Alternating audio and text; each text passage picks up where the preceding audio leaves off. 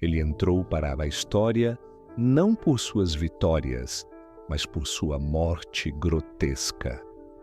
João Sem Terra, o rei mais odiado da Inglaterra, morreu em 1216, vítima de uma diarreia explosiva que o consumiu até o último suspiro.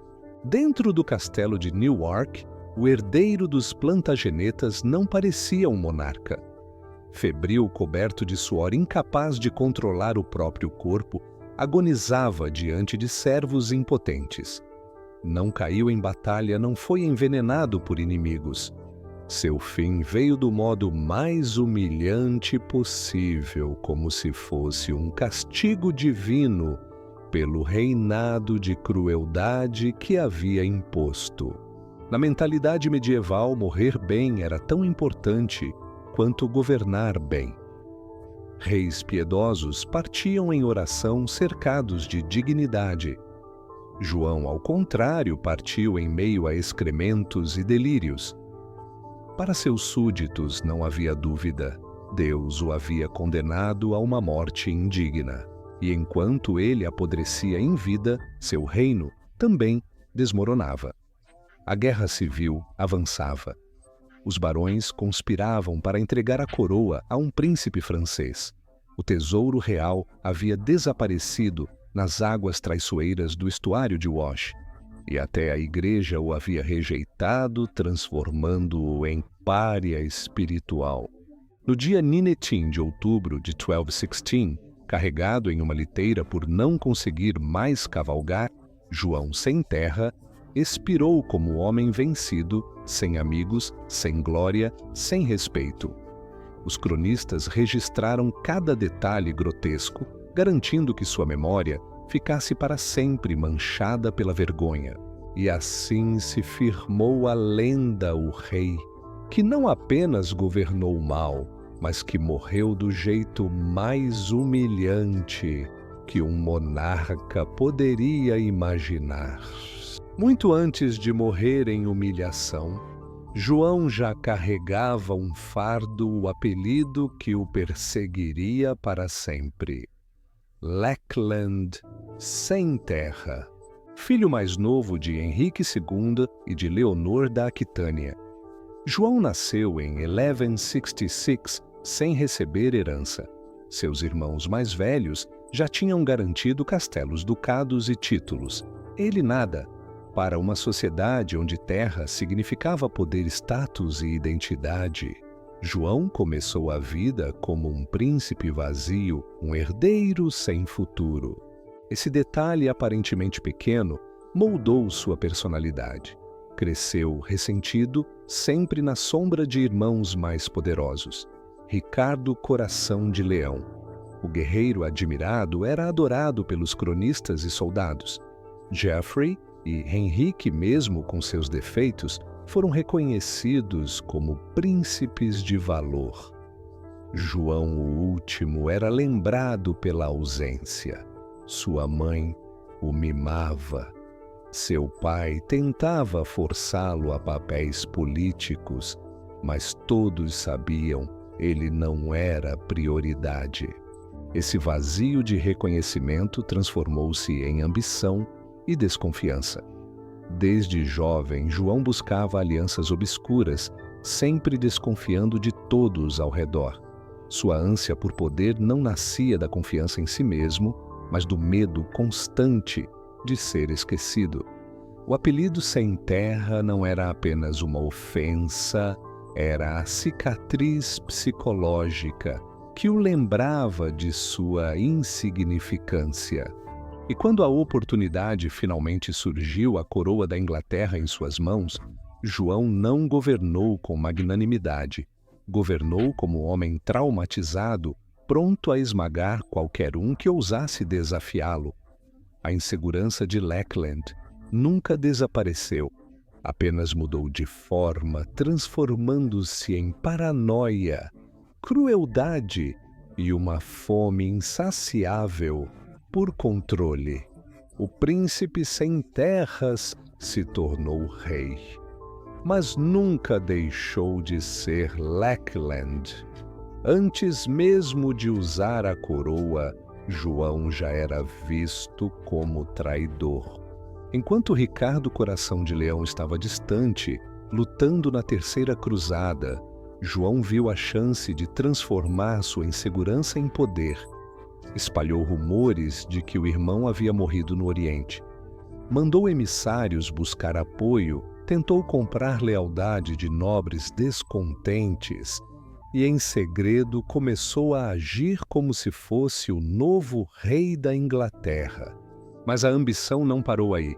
João foi além, fez acordos com Filipe II, da França inimigo declarado, da coroa inglesa, oferecendo alianças em troca de apoio ao seu golpe.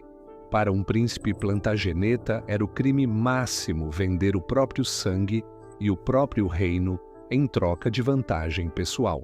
Quando Ricardo retornou vivo e furioso, encontrou o irmão no centro de uma teia de traições e ainda assim mostrou clemência. Não o executou, não o exilou. Limitou-se a humilhá-lo, chamando-o de criança perversa e mantendo-o sob vigilância. Mas a ferida na reputação de João nunca cicatrizou. Para os barões, para os cronistas, para o povo, ficou claro ele não era apenas o filho sem terras. Era o irmão que tramara contra o herói nacional. A sombra de Ricardo o esmagava. Onde o Coração de Leão era lembrado como guerreiro corajoso, João era marcado como conspirador covarde.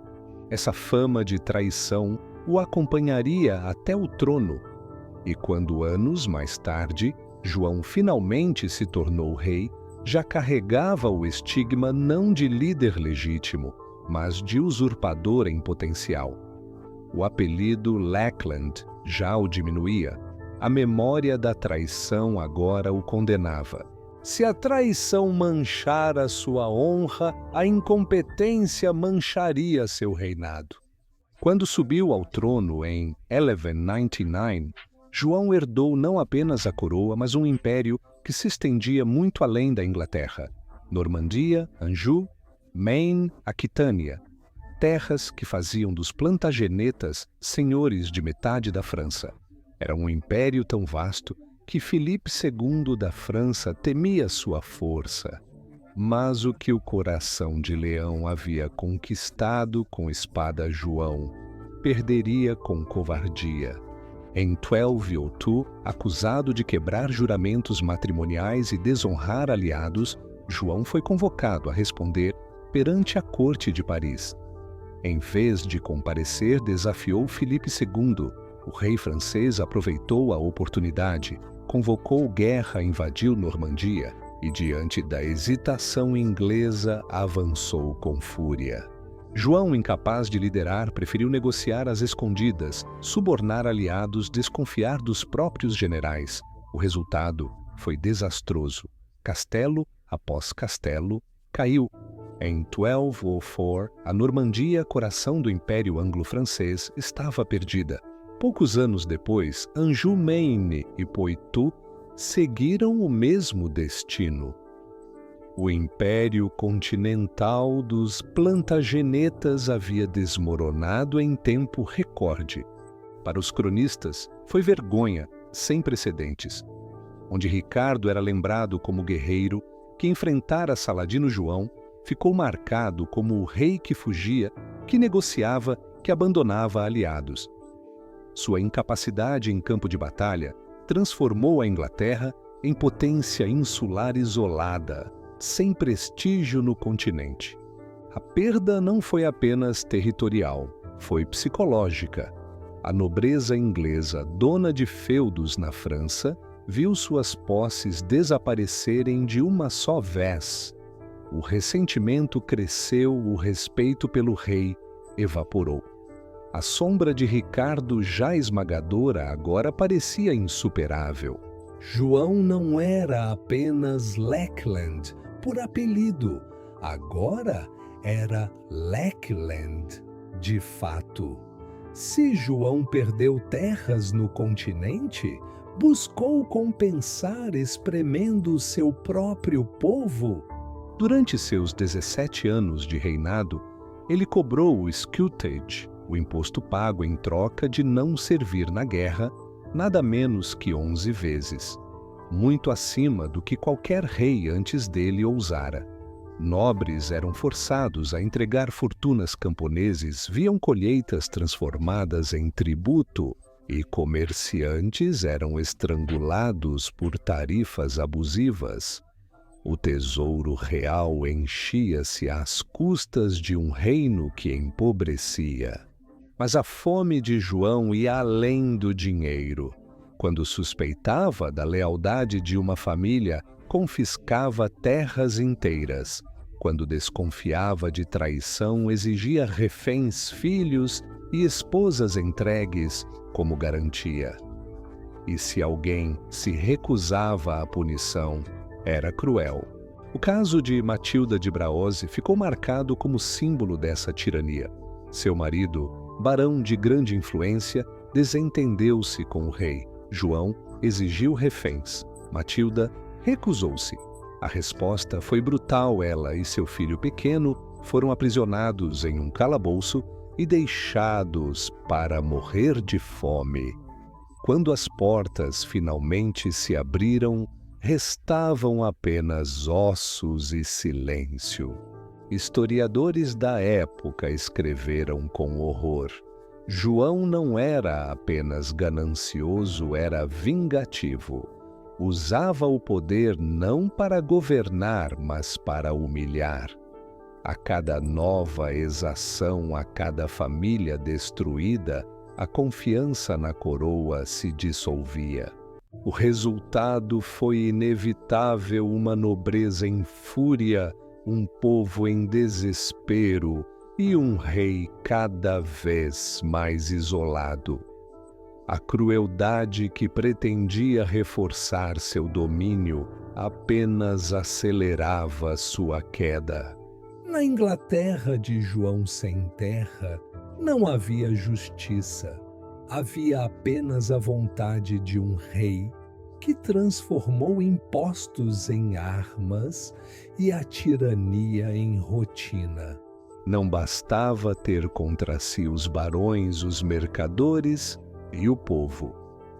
João sem terra ousou comprar briga até com o próprio Deus. Em 1205, morreu o arcebispo de Canterbury, o mais alto posto da igreja inglesa. Os monges elegeram um sucessor. João, desconfiado, tentou impor outro candidato. A disputa chegou ao Papa Inocêncio III, um homem que não aceitava ser contrariado. Ele rejeitou ambos e nomeou o cardeal Stephen Langton. João se recusou a aceitá-lo.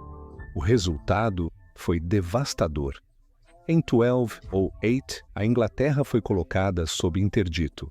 Durante 6 longos anos não houve missas públicas, nem casamentos, nem funerais cristãos. As igrejas fecharam as portas, os sinos silenciaram. Para uma sociedade profundamente religiosa, foi como viver em terra amaldiçoada. A ira do Papa não parou aí. Em 1209, João foi formalmente excomungado. De súdito de Deus, passou a ser pária espiritual. Cronistas o retrataram como anticristo amaldiçoado rei, rejeitado tanto pela terra quanto pelo céu. O povo sentia na pele. Mortos não recebiam sepultura sagrada, casais não podiam se casar diante do altar, fiéis não tinham acesso à Eucaristia. Tudo o que dava sentido à vida cristã havia sido arrancado. Muitos viam nisso o sinal definitivo: Deus havia abandonado a Inglaterra. Pressionado, isolado e temendo invasão autorizada pelo Papa João, finalmente se curvou. Em 1213, entregou simbolicamente seu reino ao Papa e o recebeu de volta como vassalo de Roma, pagando tributo anual para garantir o perdão. Para os barões, foi mais uma humilhação. A guerra com a Igreja mostrou ao reino inteiro que João não tinha limites na sua arrogância e que nem mesmo a salvação das almas estava a salvo de suas disputas pessoais. Cansados de impostos abusivos, confiscos arbitrários e derrotas humilhantes, os barões se levantaram contra João sem terra. Armados, marcharam até Runnymede, às margens do Tâmisa, e ali cercaram o rei. Pela primeira vez em séculos não era o monarca que ditava ordens, mas seus súditos de espada em punho. A pressão foi insuportável. João, isolado, sem aliados, teve de assinar a Magna Carta. O documento não era, ainda, uma carta de direitos universais, mas um contrato de sobrevivência. Limitava o poder real de cobrar impostos sem consentimento, garantia que nenhum homem livre seria preso sem julgamento justo e impunha que até o rei estava sujeito à lei. Para os cronistas, foi a cena de um rei humilhado. João, o filho de Henrique II, herdeiro dos Plantagenetas, assinava não como soberano, mas como prisioneiro político. Seus olhos ardiam de raiva, mas sua mão não tinha escolha. A paz, no entanto, não durou. Assim que se viu livre da pressão imediata, João enviou petição ao Papa Inocêncio III, pedindo que anulasse o acordo. O Papa, que agora era seu protetor, declarou a Magna Carta inválida, chamando-a de afronta à autoridade divina. O resultado foi explosivo. Os barões se revoltaram novamente, mergulhando o reino na Primeira Guerra dos Barões. A Inglaterra dividiu-se entre os que apoiavam o rei e os que buscavam entregar a coroa a Luís, o príncipe da França. João havia assinado a Magna Carta para ganhar tempo, mas sua quebra de palavra apenas reforçou sua imagem não de rei, mas de tirano incapaz de manter um juramento. No outono de 1216, João sem terra viajava apressado pelo leste da Inglaterra, fugindo da guerra civil e tentando proteger o que restava de sua autoridade. Com ele seguia o tesouro real, baús de joias pratarias, moedas relíquias, sagradas até a lendária coroa, que dizia-se pertencera a Alfredo o Grande. Era a herança simbólica da monarquia inglesa acumulada por gerações. A comitiva avançava pela região pantanosa conhecida como The Wash, território traiçoeiro de marés súbitas e areia movediça. Carros de boi sobrecarregados atolavam facilmente. E foi exatamente isso que aconteceu. Em meio à travessia, a maré subiu mais rápido do que o esperado. Carros afundaram, baús se perderam, soldados se afogaram. O mar indiferente tragou em poucas horas a riqueza de séculos. Cronistas descrevem o desastre com um tom quase bíblico, como se a própria natureza tivesse se voltado contra o rei. Para João, já doente e desesperado, foi golpe devastador. Não era apenas perda de dinheiro, era a coroa, o símbolo de sua legitimidade desaparecendo para sempre. O tesouro de The Wash nunca foi recuperado. Até hoje, lendas circulam sobre joias enterradas sob a lama, esperando ser redescobertas. Mas, para os contemporâneos, a mensagem foi clara. João perdera não apenas terras, não apenas o respeito de seu povo, mas até mesmo os símbolos sagrados da monarquia. O rei que começara como Lackland agora se tornava também Lack Everything, um soberano despido de poder, de honra e até de sua herança real. No outono de 1216, já enfraquecido pela guerra civil e pela perda do tesouro real, o rei aceitou um banquete arriscado. Algumas crônicas falam em pêssegos e cidra, outras em peras e cerveja. O detalhe pouco importa. O que importa é que a refeição se transformou em sentença. Logo após o festim, João foi tomado por febre violenta e por uma disenteria fulminante. Seu corpo desmoronava. Suado, delirante, incapaz de controlar os próprios movimentos, ele já não era o senhor do reino. Era prisioneiro de sua carne apodrecida. Transportado em liteira, incapaz de montar a cavalo, foi levado até Newark Castle, onde seus últimos dias se arrastaram em agonia. Para a mentalidade medieval, a cena tinha significado terrível. A morte de um rei era vista como reflexo de sua alma. Um monarca justo expirava com serenidade rodeado de orações. João expirava em excrementos. Não havia honra, não havia dignidade. Aos olhos de muitos, era Deus pronunciando o veredito final sobre um reinado de traição, ganância e crueldade. No dia Nineteen de outubro de 1216, a vida se esvaiu. Os cronistas, longe de suavizar o quadro, registraram cada detalhe repulsivo. Queriam que a memória do rei ficasse para sempre associada à vergonha do seu fim. Assim, João Sem Terra entrou para a história não como guerreiro nem como estadista, mas como o rei que morreu da forma mais grotesca que se podia imaginar. Sua morte não apagou os erros do reinado, apenas os gravou ainda mais fundo na memória coletiva.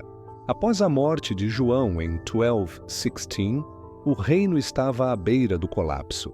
O herdeiro Henrique III tinha apenas 9 anos. Coube a William Marshall, o velho cavaleiro que já servira a 3 reis, assumir a regência. E foi ele quem salvou a monarquia. Marshall reeditou a Magna Carta, prometeu respeitar seus limites e conseguiu que muitos barões abandonassem o apoio ao príncipe francês. A guerra civil perdeu força e a coroa inglesa foi preservada. Assim, ironicamente, o documento que João tentou destruir sobreviveu graças à sua morte. A Magna Carta, escrita para conter um tirano, tornou-se pedra fundamental da tradição inglesa de limitar o poder real. Séculos depois, inspiraria a Revolução Americana, a Constituição dos Estados Unidos e até a Declaração Universal dos Direitos Humanos. Mas no imaginário popular, João não ficou lembrado por esse legado involuntário. Tornou-se vilão eterno nas baladas de Robin Hood, o rei covarde e cruel que explorava o povo, enquanto Ricardo Coração de Leão lutava longe. Cronistas o retrataram como traidor, ladrão, predador. Até mesmo monges que costumavam suavizar os erros de reis não pouparam insultos contra ele. Seu reinado foi um catálogo de perdas. Traiu o irmão, perdeu a Normandia, esmagou seus súditos com impostos, brigou com o Papa, foi forçado a assinar a Magna Carta, viu o mar engolir seu tesouro e morreu de forma grotesca. Para os ingleses de sua época, era sinal claro da ira divina.